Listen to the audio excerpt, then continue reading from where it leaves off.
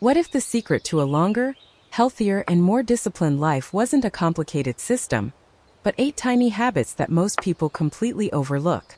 Japan has the longest life expectancy on the planet. Their streets are spotless. Their schools and offices run like clockwork. And while the rest of the world drowns in stress, distraction, and burnout, the Japanese seem calm, focused, and deeply purposeful. Is it genetics? Superior intelligence? Some ancient secret formula? No, something far simpler, far more accessible. It's their daily habits. Small habits. Habits so subtle that most people walk right past them. But practiced consistently over years, these habits quietly transform a person's health, mindset, discipline, and the entire direction of their life. Today we're going to break down 8 of them. Some will sound ordinary, but here's what you need to remember. The things that completely change a life almost always look ordinary at first. Habit number 1: Kaizen. Become a little better every day. Almost all of us want to improve our lives. That's not the problem. The problem is how we try to do it. We wake up on a Monday morning and decide, today everything changes. The gym starts today. The diet starts today. Meditation starts today. 5 a.m. wake-ups start today. And by Thursday, all of it is gone. The Japanese have a word for the solution, Kaizen, and its meaning is beautifully simple. Just get 1% better today. Nothing more. Toyota, one of the most successful companies in human history, was built entirely on this philosophy. Workers were never asked to overhaul the entire system. They were asked one question every single day. What is one small thing we can improve right now? If a process takes 10 seconds, can we make it 9? That's it.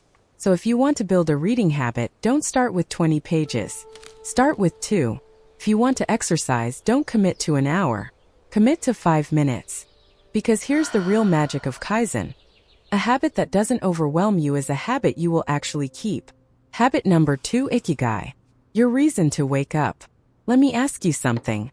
If tomorrow you didn't have to go to work, no obligations, no schedule, what would actually get you out of bed? In Japan, this is called Ikigai. Your reason for being. The thing that pulls you forward from the inside. In Okinawa, a region of Japan famous for producing some of the longest living humans on Earth, researchers found something remarkable. Even the elderly there had deep, active purpose. Some tended gardens. Some taught the children of their community. Some created art. Some devoted themselves to service. Their lives weren't just about surviving. They had a real reason to be alive. And here's what science has confirmed. Purpose doesn't just provide motivation. It provides a completely different quality of energy. It gives life direction that no alarm clock ever could. So ask yourself just one question today.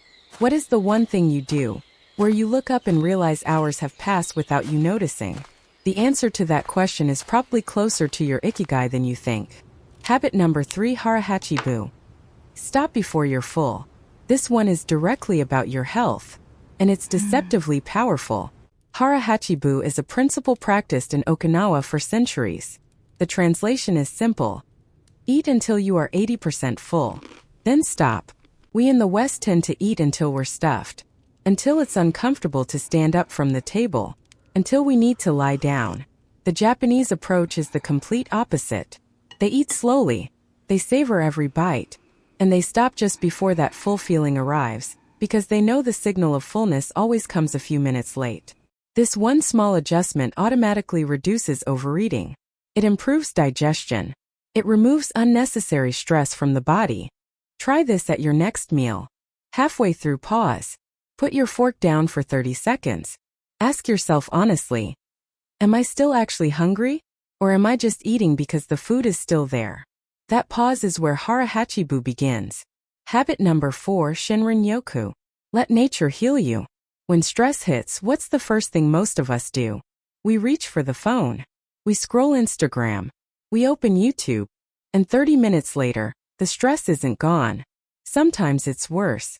The Japanese discovered something centuries ago that modern science is now confirming. Nature is medicine. They call it Shinrin Yoku, forest bathing. And before you picture anything complicated, let me be clear. It doesn't require a forest. It doesn't require equipment. It doesn't require a plan. It simply means spending time in nature, slowly, quietly, and without distractions.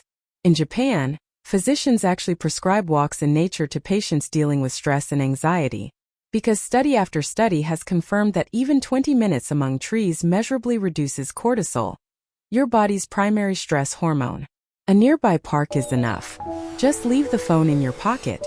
Walk slowly. Look at the trees. Feel the air. Listen. Sometimes healing really is that simple. Habit number 5, Wabi Sabi. Find beauty in imperfection. Social media has one consistent message. Be perfect. Look perfect. Live a perfect life. Japan's philosophy of Wabi Sabi says something completely different. Nothing is perfect. Nothing lasts. And beauty lives precisely in that imperfection. An old wooden table worn smooth by decades of use. A handmade ceramic bowl with an uneven edge. The wrinkles on someone's face that tell 40 years of story. The scar on your hand from a fall you still remember. These aren't flaws. These are evidence of a life actually lived. Wabi Sabi invites us to step off the exhausting treadmill of perfection and instead find genuine appreciation for things exactly as they are, including ourselves, because the pursuit of perfection is endless. But progress is something you can actually feel. Habit number 6, Gaman. Stay calm when it's hard. Everyone faces difficulty. That's not what separates people. What separates people is how they respond when things get hard. In Japan, this capacity for dignified patience is called Gaman, and it's one of the most respected qualities a person can possess. Gaman doesn't mean suppressing your emotions. It doesn't mean pretending pain doesn't exist. It means this: don't let the pain become your entire identity. When something is genuinely difficult, choose patience over panic. Choose deliberate action over constant complaining. In a world where we're encouraged to react instantly to everything, the ability to pause, breathe, and respond with clarity is genuinely rare. And it is genuinely powerful. Habit number 7, Omotenashi. Care for others without keeping score. One of the first things people notice when they visit Japan is the extraordinary cleanliness, the discipline in public spaces, the quiet respect that seems to exist everywhere. The philosophy behind it is called Omotenashi, and it means caring for others' comfort completely, without any expectation of reward or recognition. In Japan, people pick up after themselves in public spaces not because someone is watching, not because there's a fine if they don't, but because they genuinely feel that their actions, even the smallest ones, directly affect the people around them. Now imagine if every person made just one small choice every day to leave their environment a little better than they found it. The compounding effect of that, across millions of people, is exactly what you see when you walk through Japan. Omotenashi isn't etiquette. It's a worldview. Habit number 8, Kintsugi. Broken and more beautiful.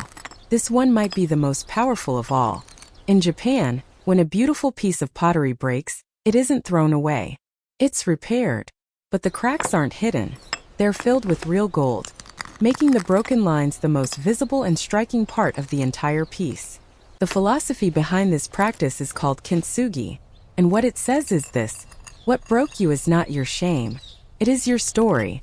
We live in a world that tells us to hide our failures, to pretend the hard chapters didn't happen, to appear as though we arrived here without any scars.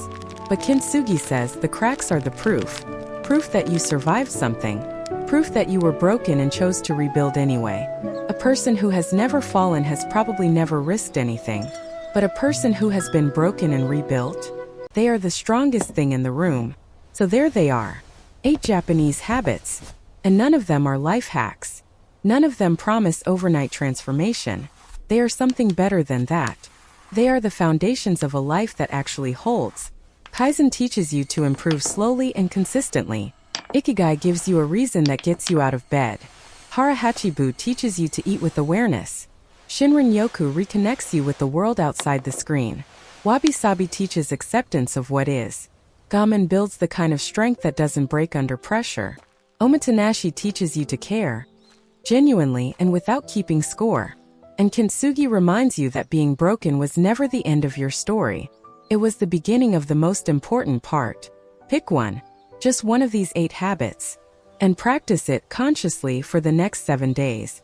Because sometimes one good habit chosen with intention is all it takes to quietly change everything. That's the real secret of Japan. And now it's yours too. If one of these habits hit you differently than the others, drop a comment and tell me which one. I read every single one. Share this with someone who needs to hear it today. And subscribe to Japanese Living Secrets, where every week, we break down the timeless psychology behind living a better human life. I'll see you in the next one.